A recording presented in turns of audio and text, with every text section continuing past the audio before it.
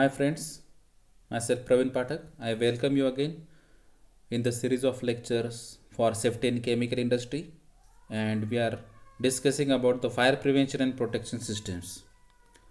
Now we have discussed three lectures about the fire prevention and protection systems, but in some of the industries like chemical, petrochemical, petroleum industries, pharmaceutical, food industries, etc. Sometimes with fire the explosion is also occur, and that is why we must know about the explosion, that what exactly the phenomena is, that what are the types of explosion, how to control that. And that is why I have included this explosion phenomena or mechanism under the fire prevention and protection system.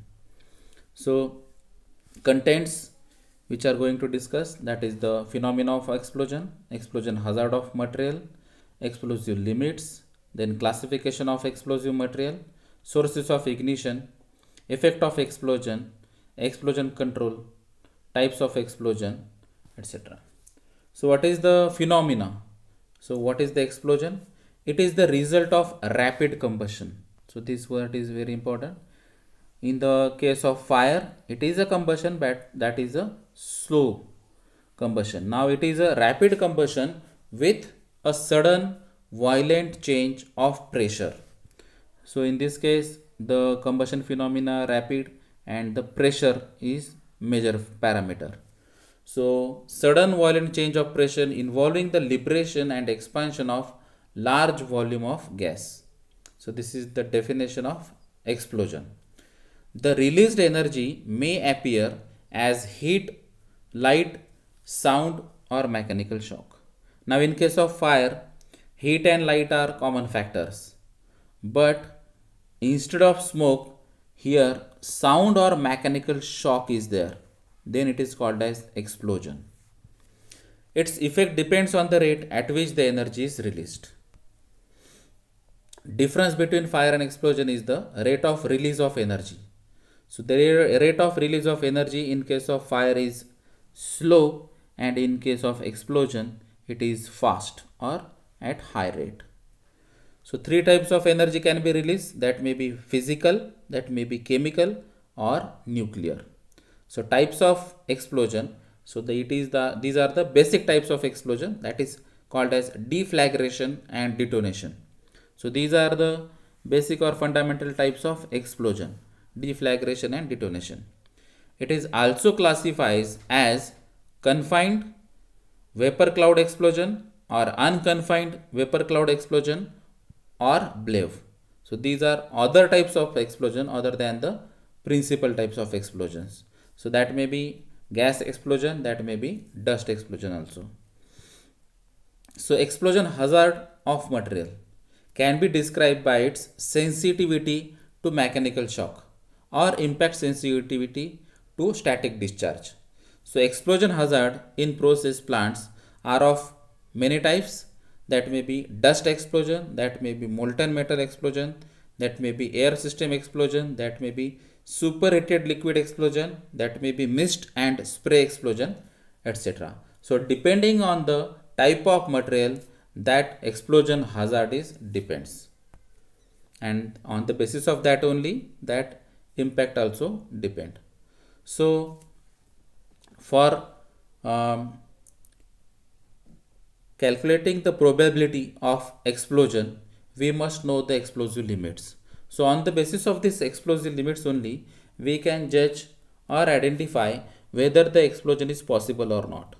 So explosive limits specify the concern fraction range of a material in air which will burn or explode in the presence of an ignition source. It means it is assumed that there is an ignition source.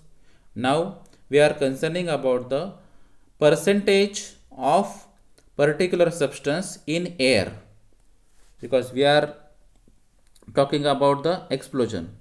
So it is in air. So what is the percentage of that material in air defines the explosive limit.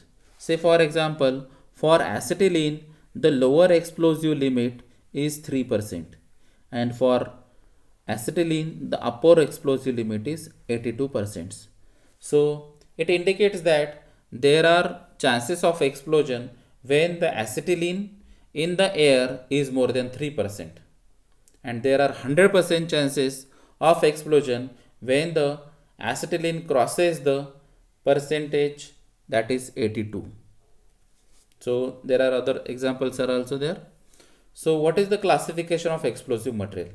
So this material can be classified as high explosive material, low explosive material, initiating explosive. What does it mean? High explosive, it is a chemical compound usually containing nitrogens. So nitrogen derivative compounds are normally high explosive chemicals that detonates as a result of shock wave. So detonation is the type of explosion in which the release of energy rate is more and the shock wave and pressure is also more. So that is why it is most dangerous type of explosive, that is high explosive which contains nitrogen as a element.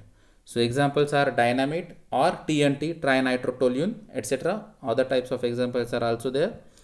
Then low explosive deflagrates. So rather than detonation, it is deflagration. So if the phenomena is in terms of deflagration rather than detonation, then it is called as low explosive material. For example, black powder. Initiating explosive means it needs some spark, some start material like starter. So these materials are called as initiating explosive. It is an explosive composition used as a component of blasting caps, detonators and primers. Example, lead azide, silver acetaldehyde, etc. So these are the classification of explosive materials. So some of the sources of ignition: spark, flame, static electricity, compression, chemicals are sufficient to ignite the source or the explosive material, and that explosion can be occur. So these are the basic sources of ignition for the explosion phenomena. What is the effect after the explosion? Blast damage, primary and secondary. Then missile damage, thermal effects, ground shock, crater creating the hollow due to explosion, and effect on people. So these are the different effect on the explosion. Effect of explosion may be depend on the nature and quantity of material involved. So in some cases the explosive material is there but of initiative or low explosive type, that quantity, even it is more, the effect is low, and like that. So that degree of confinement of the vapor cloud depends on the quantity and the characteristics of that material. The pressure decreases rapidly with distance. So this table define or gives you the idea. Probability of fatality means death. 1% fatality chances are there when the 35 to 45 range psi peak overpressure is there for the 400 millisecond only. So for this 400 millisecond, if the pressure is there 35 to 45 psi, then there are chances of 1% for the fatality. If this pressure becomes 45 to 55 range, then the 50% chances of fatality. And if the pressure becomes 55 to 65, then the chances of fatality is 99%. So you can observe that if the pressure changes from 35 to 65 or 35 to 55 only, the chances or probability of fatality is from 1 to 99%. So in the explosion phenomena, pressure is one of the major factor which affects badly on the human being as well as on the material.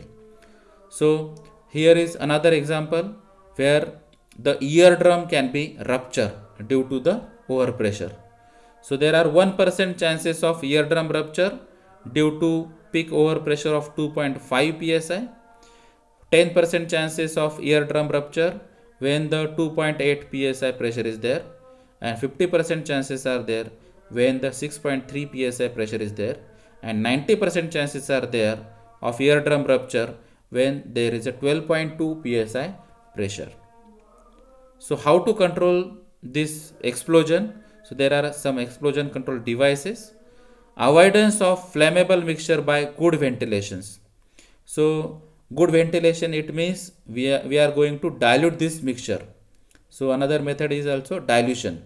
Dilutions means what? When 3% acetylene is there, when we are providing more air, then that 3% becomes 2.5 or 2% depending on the air provisions. So means it means we are diluting that percentage, we are reducing that percentage, and it gives us idea the probability of explosion is less, because for acetylene, say for acetylene 3% LEL is there, means 3% LEL, lower explosive limit, that is 3% acetylene. In case of in air, if we reduce this 3% to 2.5 to 2 or less, then the chances of explosion is very less. So in other way, like dust collection system, means that explosive material can be collected through the scrubbing system, etc., or the wet methods can also applied, means water spraying system is one of the common method where that dust can be settled down and the percentage of that particular substance in air automatically reduces. So there are different equipments like scrubber system, then dust collection systems, then ventilators, then wet or spraying systems are there, which can control the explosion or reduces the lower explosive limits or the percentage of that substance in the air. Then avoidance of sources of ignition. So in the previous case, we are talking about that fuel, that is explosive material. Now the second point is ignition source. So we can, if we avoid the source of ignition by avoiding excessive heating, elimination of spark or flame, then we can also avoid the explosion. Explosion protection and relief, flame arresters, avoidance of source of ignition, automatic isolation, automatic suppression, separation methods, containment, venting of ducts and pipes, venting of vessels, venting of reactors, explosion relief of plant and equipments are the different protective equipments and method which can gives us relief from the explosion phenomena. So the general types of explosion other than deflagration and detonations are dust explosion, deflagration, detonation already involved in the principal type, then confined and unconfined vapor cloud explosion, that may be CVC or UVC, then BLEV, that is boiling liquid expanding vapor explosion. So these are the general types of explosion. So what exactly the dust explosion is? It is possible due to flammable dust of wood, coal, food. In food industry, pharma industry, the examples are starch, flour, sugar, cocoa, feedstuff, etc. And other examples may be some chemicals, plastic, metal, etc. It results from rapid combustion of fire, solid materials like iron, aluminium, wood, starch, etc. So these are the sources for the dust explosion. So this dust may get the source of ignition, may get the static charge, and it can be converted into dust explosion. So the explosion characteristics are explosibility classification, minimum explosible concentration, minimum ignition temperature, minimum ignition energy, maximum permissible oxygen concentration to prevent ignition. Explosion pressure characteristics are maximum explosion pressure, maximum rate of pressure rise, average rate of pressure rise. These all things are nothing but the characteristics of explosion. So you must know the explosion characteristics for the material or for the explosive material which are going to handle in your industry or store the hazardous material or this explosive material in your industry. So there are different sources of ignition for dust explosion now. So flame, heat or hot substances, welding and cutting operations which may create sparks, mechanical sparks, self-heating, static electricity, electrical equipment. So all these are the common sources for the dust explosion. How to prevent this dust explosion? By avoiding the dust suspensions, by using the wet processes, by eliminating the source of ignition, and by inerting not inserting, inerting, it means inert material can be purged when we are using the dust in the process. So how to protect the explosion or dust explosion? So these are the general methods like isolation, containment, explosive suppression and explosive venting. So it is already discussed in the general protections of explosions. Now what is deflagration and detonation? What is the difference or comparison between the deflagration and detonation? So please note that deflagration, shock wave less than the speed of sound. So it is the basic criteria. The speed or shock wave speed is less than the speed of sound. It is very rapid auto combustion of particles of explosive as a surface phenomena. It is very rapid phenomena for the combustion. It may be initiated by contact or flame or spark, but may be caused by the impact of or friction. So flame or spark is needed for the deflagration, or in some cases that may be the friction or impact. Low burning velocity flame speed. So the flame speed is only 1 meter per second for the deflagration case, and peak pressure may be 70 to 80 kilopascal in closed vessel. So if you compare with this deflagration with the detonation, you can understand the difference. In the detonation, shock wave more than the speed of sound. In the deflagration, the shock wave is less than the speed of sound. Now in the detonation, it is more than the speed of sound. It is extremely rapid. In the deflagration, it is very rapid. Now it is more than that, means extremely rapid case. And the pressure temperature wave may be 1000 to 9000 meter per second. Means within a second, it can move from 1 kilometer to 9 kilometer. You can understand the severity of the detonation. It may be initiated by mechanical impact, friction or heat. So it is not needed that there should be some spark or flame, etc. It can be initiated by mechanical impact or friction or heat only. Then high velocity, that is high burning velocity is there.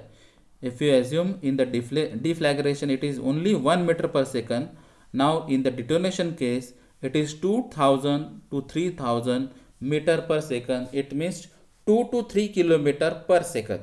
So within a second that flame can reach 2 to 3 kilometer range, and the pressure or peak pressure is 200 kilopascal in the detonation for a closed vessel. In the deflagration case it is only 70 to 80 kilopascal, but for the detonation it is 200 kilopascal. So you can understand this detonation limits like the lower explosive limit and upper explosive limit for the explosive range. Same example here, that is acetylene range. We have already discussed about this lower explosive limit and upper explosive limit for the acetylene, that is 3% to 82%. Now for the detonation case it is 4.2 to 50. It means after 4.2% in the air of acetylene there are chances of detonations, right? In the similar way for ether and hydrogen. So another example or classification of the explosion is confined and unconfined vapor cloud explosion. So it is a vapor cloud explosion phenomena, and where it occurs on the basis of that, it is defined as confined vapor cloud explosion and unconfined vapor cloud explosion.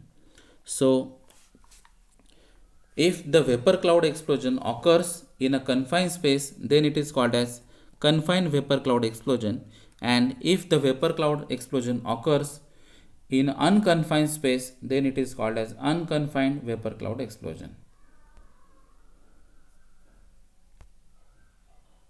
And the last type of explosion is BLEV. So it is boiling liquid expanding vapor explosion. It is also called as a fireball. So the name itself says that the temperature is more than the boiling point of that liquid. So if the temperature is more, then and then only BLEV is possible. So it is a combination of fire and explosion. Now BLEV is the example where fire and explosion both occurs. When a tank or a pressure vessel containing liquid or liquefied gas above its boiling point fails or ruptures, the contents releases as a turbulent mixture of liquid and gas. Expansion is occur. That is why it is expanding vapor cloud explosion. So expansion is occur, and with the help of ignition source, if this expanding vapor is ignited, then it is called as boiling liquid expanding vapor explosion. It causes skin burns and deaths depending on the mass of the gas involved. So example is there, 50-ton propane tank can cause third degree burn at 200 meter and blisters at 400 meters. So this is the one of the example. There are lots of example where the blade can occur. Thank you.